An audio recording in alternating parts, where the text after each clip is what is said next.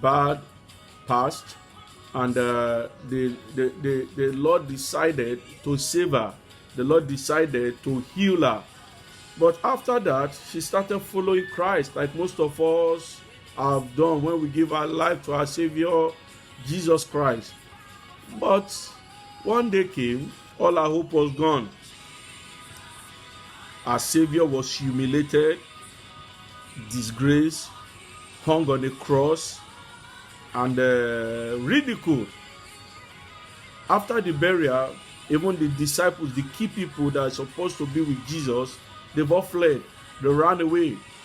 They were nowhere to be found. But because of our loyalty and our love for our Savior, she woke up and decided to go to the tomb to find out if the body of our Savior was still there, to anoint and preserve the body, only to get there to see that our hope is dashed.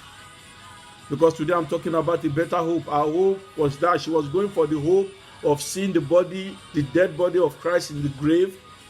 But she was surprised because she met an angel that said, there is nobody here again. He is risen. He has gone. But if you read verse 8, the Bible says, with fear and great joy, with fear and great joy, she ran out to share the good news.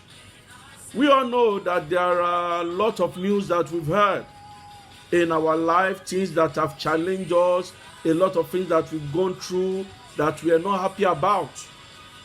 All over the world is at pause. But I want you to know that there is a better hope. I want you to know that there is a better hope. There is a better hope in Jesus Christ.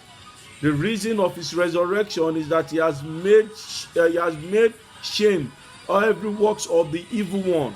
He has destroyed them. He has disarmed them. And I'm praying that today the Lord will do you good in the mighty name of Jesus.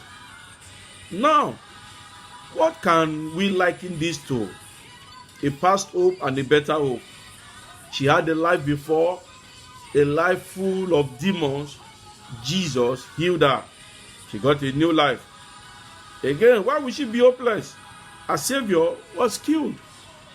Not only killed, she witnessed everything that happened. She witnessed every situation, everything that the Savior went through. She witnessed the humiliation, she witnessed the disgrace. But something stood out about this woman. She was a faithful follower. And that's what Christ expects from us. We might have been disappointed, we might have been betrayed, we might have been abused, but we should know that following Christ is a better hope. All these things that you have said altogether is enough to bring a hopeless situation. But she decided not to let the situation determine a way in which she's going to respond. Situation will come, but how you respond to that situation is what matters. Challenges will come, but how you respond to that challenges is what matters. In this time of anarchy, pandemic, discouragement, lack of love, whatever you want to name it, but that shouldn't put us to a place of hopelessness. The Bible says in the book of Colossians, Christ in you, the hope of glory. When you look unto Christ, you will know. When you look unto Christ, there will be glory. When you look unto Christ, there will be hope. It's a better hope. There is a better hope. That's the good news we are bringing to you this morning. There is a better hope. Don't be hopeless. There is a better hope. So we are going to look at what will make you to continue in this hope. Because during this period, a lot of people, their faith will be shipwrecked. Some will say they don't believe in God again. Some will say they've been disappointed. Yes, you might have a good reason, but that is not enough to say that you should be hopeless. In Romans chapter 5, from verse 3 to Romans 5, verse 3 to 5, in Romans 5, 3 to 5, Paul says that we can rejoice in our suffering because we are people of hope. Not only that, but we rejoice in our suffering, knowing that our suffering produces endurance, and endurance produces character, and character produces hope, and hope does not put to shame, because God's love has been poured into our hearts through the Holy Spirit. Through the Holy Spirit, everything that you are going through is character formation. Everything that you are going through will produce hope, and that hope will not put us to shame, in the mighty name of Jesus. So how can we have hope when everything looks hopeless? In the midst of suffering, in the midst of challenges, in the midst of pandemic, how do we have hope? We can rejoice because these challenges can produce some good thing to us, because we're talking about a better hope.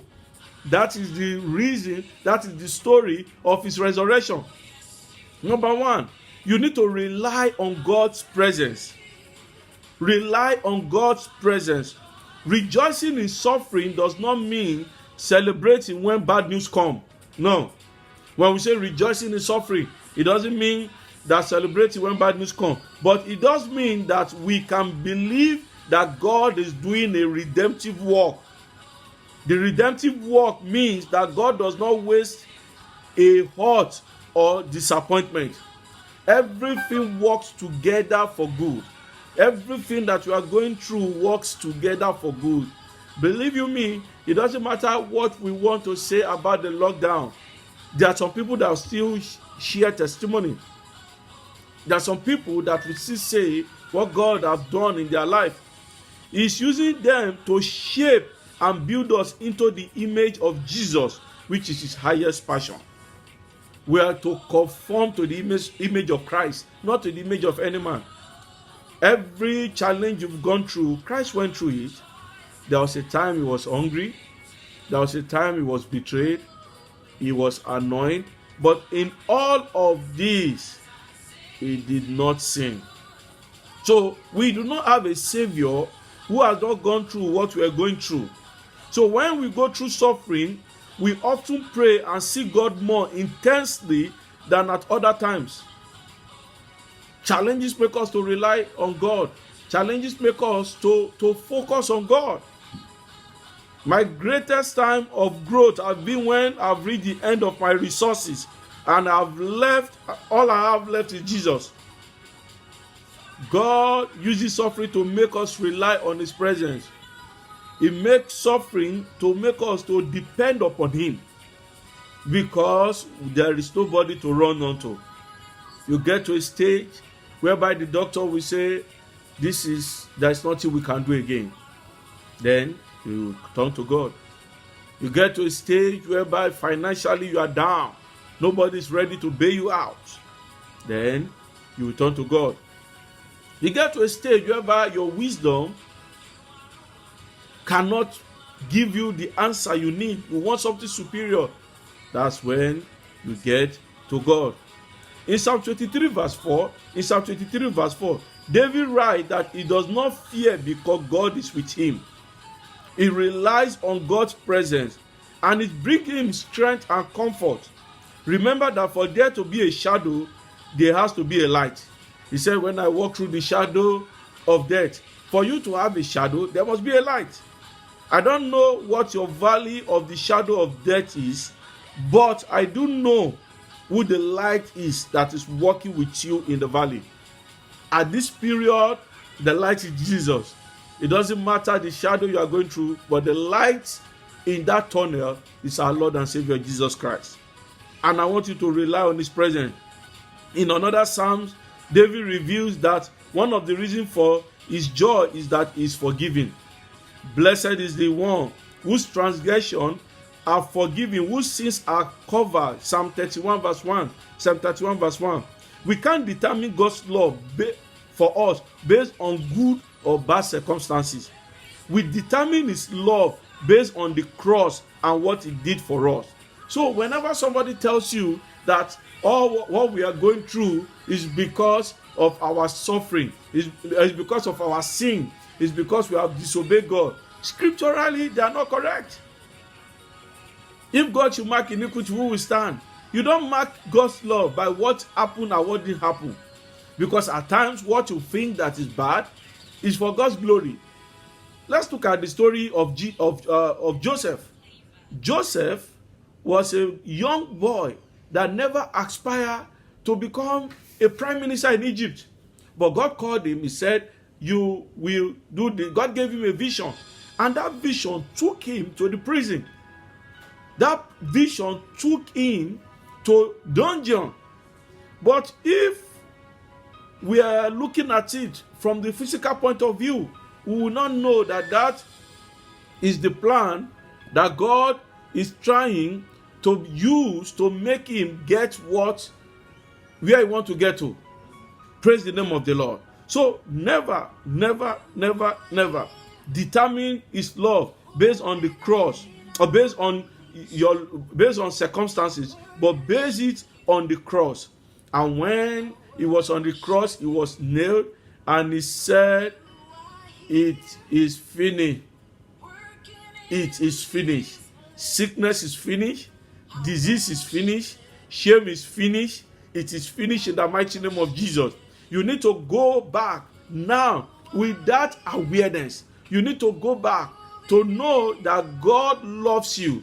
That God loves you, and God knows that that this period you will go through this challenge, but it's with us. So let us rely more on God's presence. Then number 2, how can we see hope in this hopeless situation? Rely on God's provision. Rely on God's provision. In 2 Corinthians chapter 12 verse 7, 2 Corinthians chapter 12 verse 7, Paul reveals that he has suffered from a thorn in the flesh. God was so concerned about Paul not becoming proud. He allowed this to happen to him to prevent him from being conceited. Paul said, "I have thorn in my flesh. I have prayed. I have done this." But again, he said, "My grace is sufficient for you." So in our current situation, God is saying to us that his grace is sufficient. Believe you me, it doesn't matter what we want to claim. It doesn't matter what we want to shout. It doesn't matter what we want to say. God has been faithful for us. We've been eating. We've been going out. We've been sick. We've been seeking favor. We've been seeing favor. One way or the other, God has been making sure there is provision. So let's rely on his provision. In our current situation, don't let us be among those that wake up and start to lament. Let us know that in the hopeless situation, there is hope. There is hope. Even I was thankful to God when I started hearing that the curve of the pandemic has started to come down, because the scientists told us that when the curve starts to come down, we should be happy that the COVID is going. It means that God is answering prayers. When you read about pandemic that have happened before, it took months. So let's rely on God's provision. God will see us through. His grace is not an abstract idea. When we say grace, it's not an abstract. It is the person of Jesus through the power of the Holy Spirit. The hell you are going through may be the very circumstances that God uses to take you to a new level. It might be because it's alive. What you are going through now might be the platform that is using to take you to the next level. I go back to the story of Joseph. When Joseph interpreted the vision to the dream to the butler, the guy forgot about him. So Joseph will have said, "Men have disappointed me." He will have given up hope. But in that hopeless situation, he still has hope. He still had hope, and he became the prime minister. Children of God, this is the time for us to hold on to God. He said he will provide. The Lord is my shepherd, I shall not want. Since I was born, now I am old, I have never seen the righteous forsaken, nor his seed beg for bread.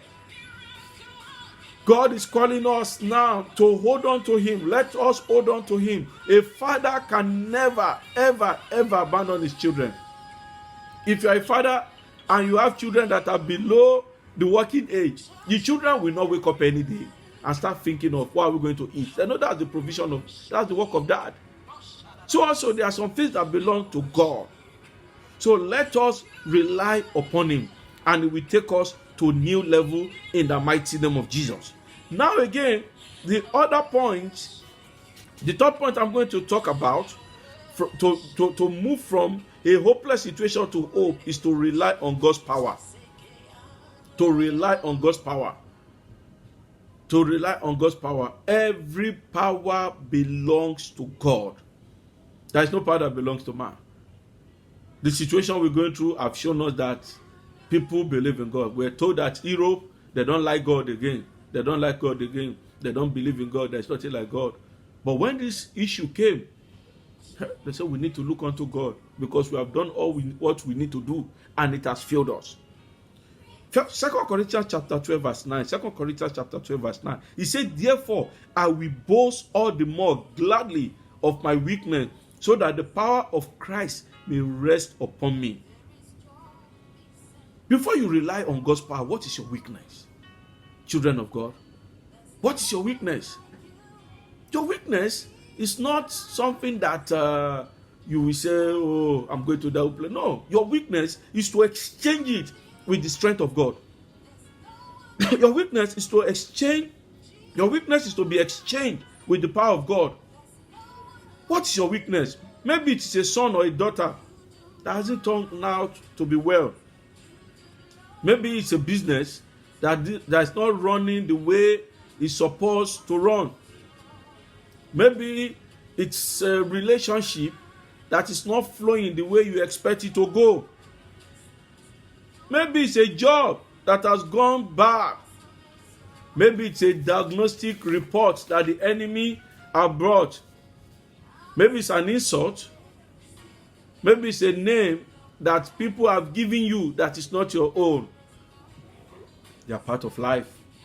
Children of God, anybody that teaches you that Christianity doesn't come with suffering is not teaching you the full gospel.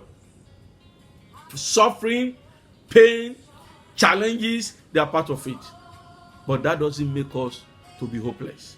Because if we teach people that all what they are going to have, there's no problem at all, the day problem comes, they'll start saying, God, what type of God am I serving? It's because we have not taught them the full counsel of the Lord. So to rely on God's power is the essence of Easter. If the grave could not hold him captive, sickness cannot hold you captive. If the grave could not hold him captive, all this your weakness cannot hold you captive. The power of the resurrection is what we are celebrating, and that is the power of God. You need to rely on God's power.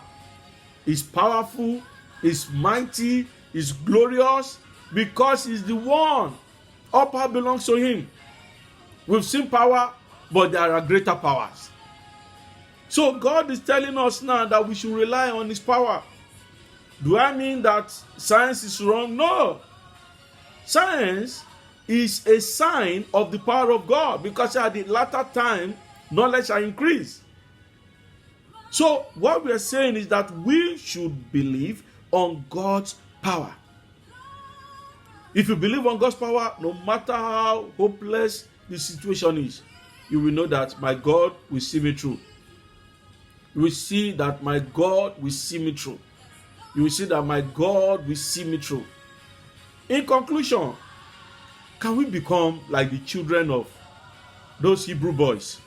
Because I've seen now that children of God, the enemy is trying to make us to be coward. It's making us to be afraid. What do? They go to social media, they post something. I was reading one. He said Easter is a pagan celebration. It's the celebration of air, god of fertility. And I took my time to study. I just discovered that all these things, they are not true. What are they trying to do to us? Why do we need power? They want to weaken us. And if you want to weaken people, challenge their core belief. How did it start before? It started from miracle. The Bible says that when we go about and preach, these signs and wonders shall follow us. They told us that miracle is not it, miracle is not it, miracle is not it, miracle is not it. Then we fall for their bait. Because we didn't rely on God's power. We said, yes, is it miracle people are going to eat? Let's start to give people food. Let's start to give people clothing. I'm not against that. But does that lead to increase in the church? Did we create a good disciple?